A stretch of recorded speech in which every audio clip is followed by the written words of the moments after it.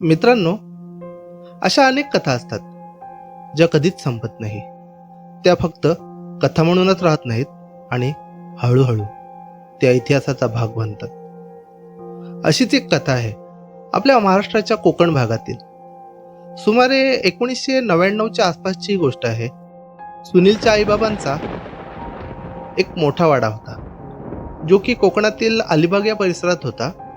आणि एके दिवशी त्यांनी तो वाडा मध्यरात्री सोडला. त्या रात्री जोरदार पाऊस पडत होता. रस्तेही व्यवस्थित नव्हते आणि कुठेही अशी कोणतीच गाडी नव्हती की ज्याने ते प्रवास करू शकतील. पण मध्यरात्री घर सोडलं म्हणजे विचार करा, असं काय घडलं असेल की त्यांनी तो वाडा सोडून दिला. सुनील आता खूप मोठा झाला होता. मोठा झाल्यानंतर तो आपल्या आईबाबांना विचारायचा, आई, आपण त्या वाड्यात का राहत नाही? आपण तिथून का निघून आलो?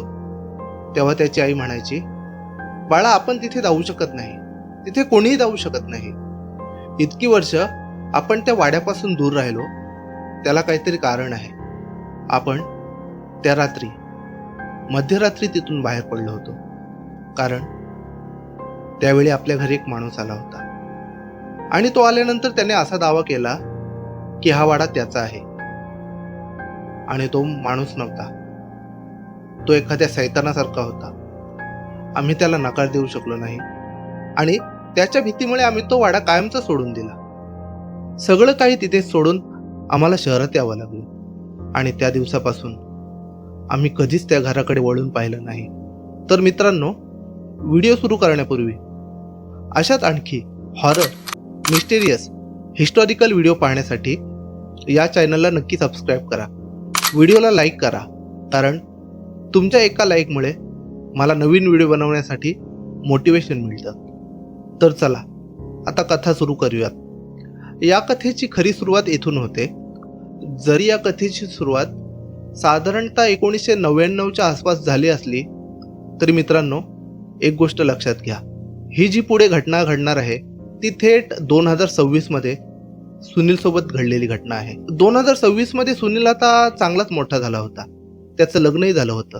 त्यांच्या महाराष्ट्राच्या परंपरेनुसार ज्यांचंही नव्यानं लग्न होतं त्याला आपल्या कुलदेवताच्या मंदिरात जावं लागतं आणि त्यांचं कुलदेवतांचं मंदिर त्याच गावात होतं, अलिबागमध्ये. म्हणून ते तिथे जाण्याचा विचार करत होते. पण मित्रांनो, गेल्या 26 वर्षात त्यांच्या घरातून कोणीच त्या गावात परत गेलं नव्हतं, कारण त्यांना एकच भीती होती की आपण राहायचं कुठे. कारण त्यांचा जो वाडा होता त्याच्याशी खूप विचित्र आणि भयानक इतिहास जोडलेला होता. पण तरीही सुनील म्हणाला, मी माझ्या पत्नीला म्हणजे श्रेयाला अलिबागला घेऊन जाणारच. आणि हाच निर्णय घेऊन सुनील आणि श्रेया अलिबागकडे निघाले. जसं ते आपल्या गावात पोहोचले तसं त्यांनी पाहिलं की आजूबाजूचे सगळे नातेवाईक त्यांना वेढून उभे होते, कारण इतक्या वर्षानंतर त्या कुटुंबातील कोणीतरी या गावात परतलेलं होतं, जे कधी त्या वाड्यात राहायचे. आणि त्याचा एक काकाचा मुलगा होता की तो नेहमी त्यांच्या संपर्कात होता. तो शहरात जाऊन त्यांना भेटून येत असे. म्हणून आता गावातले सगळे लोक त्यांच्याशी खूप प्रेमाने वागत होते. पण तरीही सुनीलच्या डोक्यात एकच प्रश्न होता की माझा वाडा कुठे आहे. मग त्याने आपल्या आजूबाजूला असलेल्या काका काकूंना विचारलं की माझे आई बाबा राहायचे तो वाडा कुठे आहे. सगळे एकमेकांकडे पाहू लागले. हा नक्की काय म्हणतोय? ती शांतता शेवटी त्याच्या भावाने मोडली. तो म्हणाला, सुनील, तुम्ही एक काम करा, तुम्ही पहिलं माझ्या घरी चला, तिथे तुम्ही फ्रेश व्हा, मग आपण या विषयावर सविस्तर बोलू. सुनील आणि श्रेया त्याच्या भावाकडे निघून गेले. घरी पोचल्यावर थोड्या वेळानंतर त्याच्या भावाने गंभीर आवाजात सांगितलं, तुझे आई बाबा असंच मध्यरात्री ते वाडा सोडून नव्हते गेले. त्या वाड्याचा खूप मोठा इतिहास आहे. तिथे कोणीतरी आहे जो जिवंत नाही. काहीतरी तिथे अजूनही भटकतं आणि अजूनही असं वाटतं की त्या वाड्याच्या आतमध्ये कोणीतरी आहे जो काहीतरी करत असतो.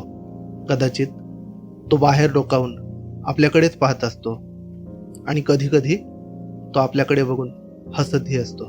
हे ऐकल्यानंतर श्रेया खूपच घाबरली. तिच्या चेहऱ्यावर स्पष्ट भीती दिसत होती. ती म्हणाली, आपण अशा जागी राहत होतात, मला तिथे अजिबात जायचं नाही. पण सुनील ठाम होता. त्याने निश्चय केला होता, आपण जर कुठे राहायचं तर त्या घरातच राहायचं. त्याच्या भावाने त्याला खूप समजवायचा प्रयत्न केला, परंतु सुनीलने कोणाचंच ऐकलं नाही. आणि तो म्हणाला की मी फक्त वाडा पाहायला जात नाहीये, मी तिथेच राहणार आहे.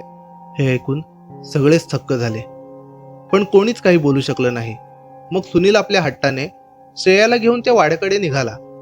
5 मिनिटांनंतर त्याच्यासमोर एक भव्य वाडा होता, पण तो पूर्णपणे बंद पडलेला होता. आणि सगळ्यात विचित्र गोष्ट म्हणजे तो वाडा अजून उघडा होता. गेल्या 26 वर्षात कोणत्याच हाताचा त्या गेटला स्पर्शही झाला नव्हता. तो अजूनही तसाच उभा होता. तो आत गेला आणि त्यांनी पाहिलं की सगळं तसंच्या तसंच होतं. जणू वेळ तिथेच थांबलेली होती.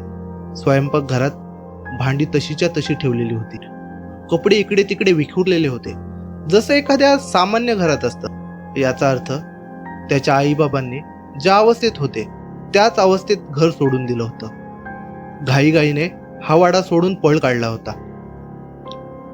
पैसे आणि दागिनेही तशीच्या तशीच होते.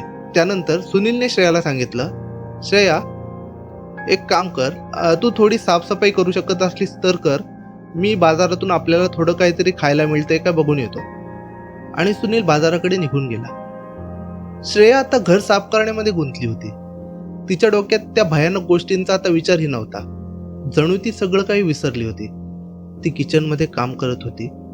तेवढ्यात तिला असं जाणवलं की तिच्या मागून कोणीतरी गेलं आणि सरळ एका खोलीत जाऊन शिरलं. आणि जेव्हा तिने मागे वळून पाहिलं तेव्हा तिथे कोणीच नव्हतं. पण जेव्हा तिला तो माणूस दिसला, तो मागून तिला एकदम सुनील सारखा दिसत होता. तिने सुनीलला हाक दिली, अहो तुम्ही आलात का? पण समोरून कोणताच आवाज आला नाही.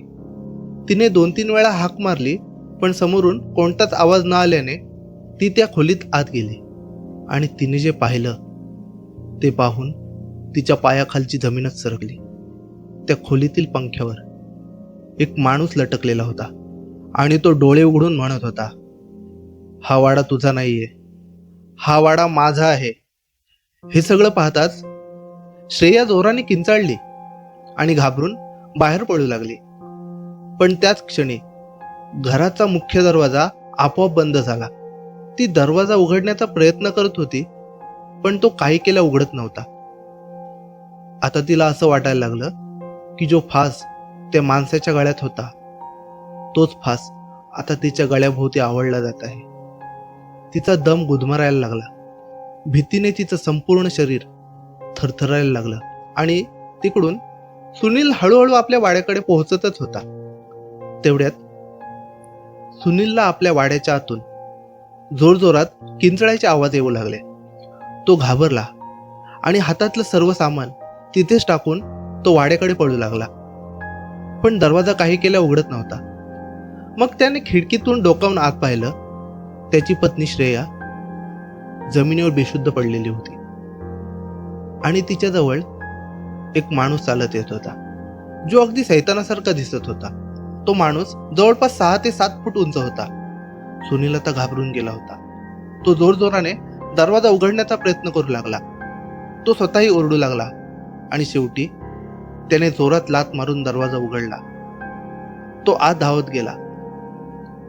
श्रेया तिथे जमिनीवर पडलेली होती, पण आजूबाजूला कोणीच नव्हतं. पूर्ण घरात भयानक शांतता होती.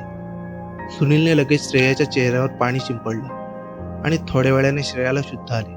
ती जोरजोराने रडू लागली. ती म्हणाली, मी ज्या वेळेपासून या घरात आले तेव्हापासून मला असं वाटतंय की इथे कोणीतरी आहे, जो सतत इकडे तिकडे फिरत आहे. मला सारखं असं वाटत होतं की तो कदाचित तूच आहेस सुनील. म्हणून मी त्याच्या जवळ जायचे. पण जेव्हा मी त्याच्या जवळ जायचे तेव्हा तो तू राहत नव्हतास, तो कोणीतरी दुसराच बनायचा. या घरात काहीतरी चुकते सुनील, आणि मला असं का वाटतंय की ते काहीतरी आता माझ्या शरीरातच आहे. सुनील आणि श्रेया दोघेही घाबरून धावतच त्याच्या भावाच्या घरी गेले.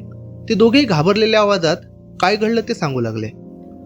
सुनील म्हणाला, मी या गोष्टी फक्त ऐकल्या होत्या, पण हा माणूस आहे तरी कोण? तेव्हा त्याचा भाऊ शांतपणे म्हणाला, तो काही साधा माणूस नाही, तो तुमचाच पूर्वज आहे, जो त्या वाड्यात अजूनही भटकत आहे. खूप वर्षापूर्वी जेव्हा हा वाडा बांधला गेला, तो वाडा बांधणारा तुमचा हाच पूर्वज आहे. वाडा बांधल्यानंतर तो तिथे एकटाच राहायचा. त्याला मदत करायलाही कोणी नव्हतं. हळूहळू तो पूर्ण एकटा पडत गेला आणि शेवटी भुकेने व्याकुळ झाला. इतका की त्याची अवस्था भुकेने खूप वाईट झाली. कोणी त्याला खायला देत नव्हतं, त्याला पाणी देत नव्हतं, त्याच्याकडे नीट कपडेही नव्हते. तो प्रत्येकाकडे जाऊन भूक लागली आहे, मदत करा, असं विनवत राहायचा, पण कोणी त्याच्याकडे लक्ष दिलं नाही. आणि मग एका दिवशी कोणीतरी कामानिमित्त त्या वाड्यात गेलं, तेव्हा समजलं की त्याने छताला फास लावून आत्महत्या केलेली होती. त्या दिवसापासून त्या वाड्यात खूप लोकांनी जाण्याचा प्रयत्न केला, परंतु कुणी आत जाऊ शकलं नाही. प्रत्येकाला तोच माणूस दिसायचा, जो अजूनही तिथे भटकत होता. मग काही पंडित लोकांना बोलावलं गेलं. त्यांनी अनेक दिवस हवन पूजन केले, मंत्रोच्चार केले आणि मग त्या विधींनी त्या वाड्याचा दरवाजा पूर्णपणे बंद करून दिला.